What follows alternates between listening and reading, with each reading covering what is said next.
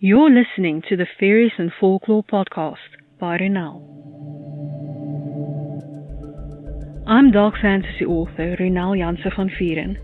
With over a decade of digging around in dusty folklore books, researching creatures of imagination that ignited my curiosity, I'm here to share the folklore in a nutshell and how I reimagine it for my writing in an origin of the Fae. This is the Faeries and Folklore podcast. Hi, I'm your host Ronel Janse van Vuuren. You can just call me Ronel. In today's episode, we're continuing our exploration of the Fae realm. This episode is brought to you by my Irascible Immortals book series. They've been alive forever. They've been bored for some time. And now they're showing it.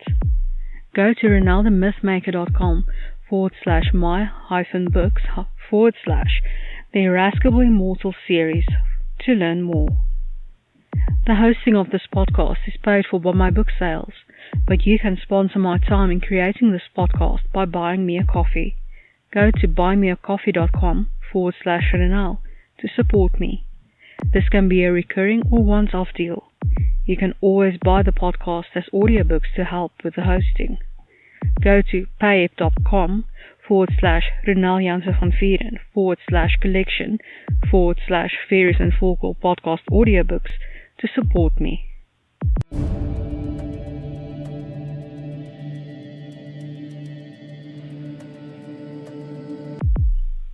We're continuing our exploration of the Immortals. Today's Immortal, Hades. Folklore in a nutshell by Ronel. Hades, also known as Hades, the Unseen, and Pluto, the Wealthy One, and some other names, is the god of the underworld. His parents are the titans Kronos and Rhea. His siblings are Zeus, Poseidon, Hera, Demeter, and Hestia. After they overthrew their father Kronos, Zeus, Poseidon, and Hades divided his kingdom, and Hades ended up ruling the underworld. Hades named the underworld after himself, and ruled it with his queen, whom he abducted, Persephone, who is also his niece. He has a giant three-headed dog named Cerberus, who guards the entrance to his realm, keeping those who should stay inside in, and those who don't belong there out. Hades doesn't really run the day-to-day operations of his realm, leaving it to the Furies, Cerberus, Charon, and others to fulfill their duties. He is also immune to prayers and sacrifices made to him.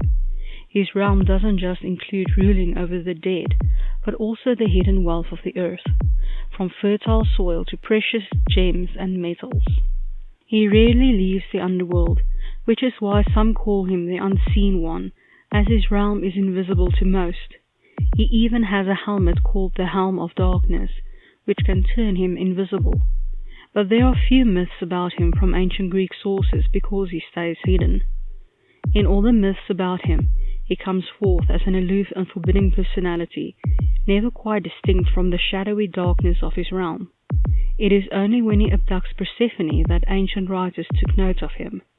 The most important myth regarding Hades is when he abducted Persephone, who is Demeter's daughter, which makes her his niece.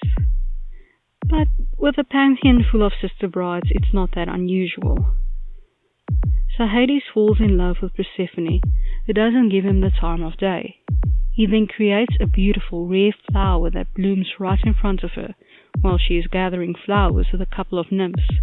Of course, she reaches for it, and the earth opens before her, and Hades appears in his chariot drawn by pitch-black horses, grabs her, and races back to his realm with her. The ground closes up behind them, and no one is the wiser. Demeter is the only one who worries, and we've discussed already how that went. Meanwhile, Persephone has a grand time being wooed by Hades, and finally becomes his queen. Then she eats the pomegranate seeds, probably knowing full well the consequences, and spends parts of her time with her mother above ground, and the rest with her husband. But because Hades didn't make any waves after this, his name became synonymous with his realm, where human souls go after death. Homer and Hesiod called him pitiless, loathsome, and monstrous. Sounds an awful lot like the Phantom from the Phantom of the Opera to me. And now, for my interpretation of the Fae in An Origin of the Fae, Hades. Hades likes to stay out of the drama the other Olympians like to embroil themselves in. He prefers his own realm, however dark and dreary. He loves his wife Persephone, his dog Cerberus, and his horses Abatus, Abaster, Aetion, and Nonius. And he even tolerates the Furies, Charon, Hecate, and his mother-in-law Demeter, who all have a place in his life. Most of the Olympians stay clear of him. Even the Titans keep their distance. As for the wailing dead, he has enough riches to pay the ferryman on their behalf just for the peace and quiet it brings. He enjoys writing and playing music, gardening with his wife, growing the plants that only grow in their garden, taking care of his horses and Cerberus, and talking magic with Hecate.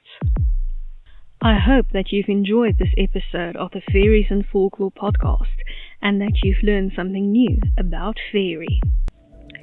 Remember that you can get a transcript of this episode in the description. If you're new to the podcast, why not go and grab your free copy of Unseen, the second book in the fairy tale series, on my website, ronelthemythmaker.com. Loads of folklore, magic, and danger await. Take care.